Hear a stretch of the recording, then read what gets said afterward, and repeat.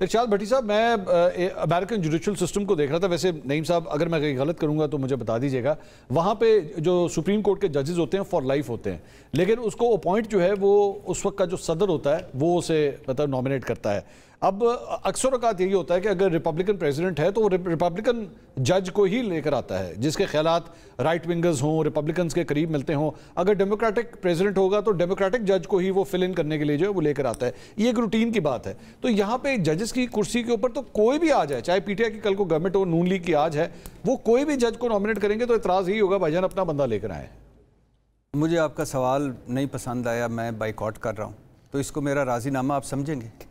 बताएं, मैं उठ के जा रहा हूँ, बताएं। नहीं, आप जवाब दें। नहीं, मुझे बताएं, हमें आपकी राय चाहिए। ये कौन सी मंतक है मुझे कौसर भाई, ये कौसर साहब ने दी है कि मैं जवाब आपको बारी पे दूंगा। नहीं, मैं अभी उठ के चला जाता हूँ। नहीं, आप लिल्ला बैठ जाएं सर। नहीं, फिर आप ये ना कहें कि राजीनामा, मैं कोई और अल्फाज बदल। चलो ठीक। अच्छा, पहली बात तो ये भाईजान के आप मेरे भाई हैं और ज़ाहिर है मुझसे ज़्यादा पढ़े लिखे हैं, ज़्यादा तजर्बेकार हैं।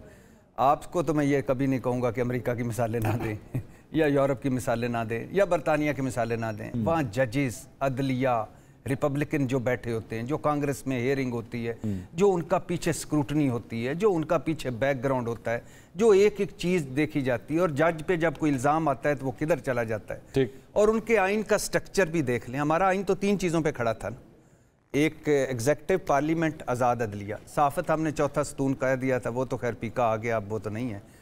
तो 26वीं आईनी तरमीम ने आइन की रूह को या आइन को जाके डायरेक्ट जद पहुंचाई। अच्छा। और अब 2 पे खड़ा है हमारा जो स्ट्रक्चर है सारा, पार्लियामेंट और एग्जेक्टिव, मतलब हुकूमत। तो अब ये जो मजीद अदलिया को मुतनाज़ बनाया जा रहा है, मजीद इस जजों की तकसीम को बढ़ाया जा रहा है, क्या जल्दी थी? क्या आसमान गिर रहा था? अगर justice Mansoor Ali Shah, justice Munib Akhtar, justice Ayesha Malik, justice Athar Minallah ख़त लिखते हैं, और अतरम मिनल्ला हीरो थे किसी दौर में मुस्लिम लीग के, तो अगर वो ख़त लिखते हैं कि भाईजान थोड़ा सा रुक जाएं, जुडिशल कमीशन का इजलास मौखर कर लें, अभी आप सीनियरिटी वाला मामला हल कर लें, फुल कोर्ट वाला मामला हल कर लें। पहली बात तो ये है कि आप मुझे बताएं कि 26वीं आईनी तरमीम आ गई, 26वीं आईनी तरमीम के खिलाफ दरखास्तें आ गई, तो मंतक क्या आपको कहती है कि सबसे पहले इन दरखास्तों को सुन ले। ठीक। और अगर फ़र्ज़ कर लेते हैं, वैसे होना माना तो कुछ नहीं, लेकिन फ़र्ज़ कर लेते हैं 26वीं आईनी तरमीम पर अब जो 17 फरवरी को केस लगा हुआ है कि फुल कोर्ट बनना चाहिए या नहीं, लाइव समाअत होनी चाहिए या नहीं, तो अगर फुल कोर्ट उस पर बन जाता है, उसकी लाइव समाअत हो जाती है, फुल कोर्ट बन के तो उसके खिलाफ फैसला आ जाता है, तो फिर ये तकर्रियाँ कहाँ की, फिर ये आईनी बेंच कहाँ किधर गया, फिर अमीनुद्दीन साहब वो तो भट्टी साहब सारा प्रोसेस रिवर्स हो जाता है ना। रिवर्स हो गया, जिस तरह खान साहब ने असेंबलियां तहलील करती थी, इलेक्शन कॉल करवा दिए थे, वो सब कुछ हुआ था, लेकिन सुप्रीम कोर्ट ने फैसला दिया, सब कुछ वापस हो गया ना। हो गया। तो मैं यही कह रहा हूँ ना कि उसमें चांस तो है ना रिवर्स होने का, तो इस रिवर्स होने के चांस को खत्म कर लेते। ठीक। और आईनी बेंच को नहीं सुनना चाहिए। अच्छा, लेकिन कल को अगर वो फुल कोर्ट डिसीजन दे देगा, चले 1 मिनट के लिए ज़ूम कर लेते हैं क्योंकि असम्पशंस के ऊपर हम बात कर रहे हैं, अगर वो दे देगा तब आपको एतराज़ तो नहीं होगा?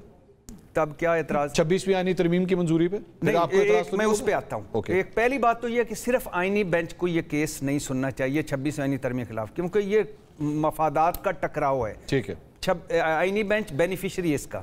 दूसरी बात है, अब जो जजेस आए हैं इसके बाद तो मेरे ख्याल से फुल कोर्ट में, इसलिए तो हुकूमत चाह रही थी कि जल्दी से ले आए। देखें क्या सुना जा रहा था कि 26वीं आईनी तरमीम के एक से पहले, उन दरखास्तों से पहले, उस केस से पहले सुप्रीम कोर्ट में जजेस आ जाएंगे।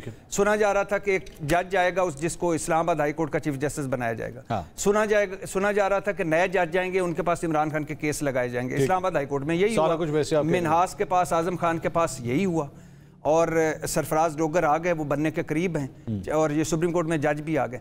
क्या फ़र्क पड़ता था अगर इस्लामाबाद हाई कोर्ट के 5 जजों के जो खत थे, 2 खत उन्होंने लिखे हैं, एक आमिर फारूक को, एक ऊपर, और 2 हाई कोर्ट के चीफ जस्टिस को, क्या फ़र्क पड़ता था? उन खतों पे पहले बुला लेते या अफरीदी साहब उन जजों को, भाई बैठो, क्या बात है।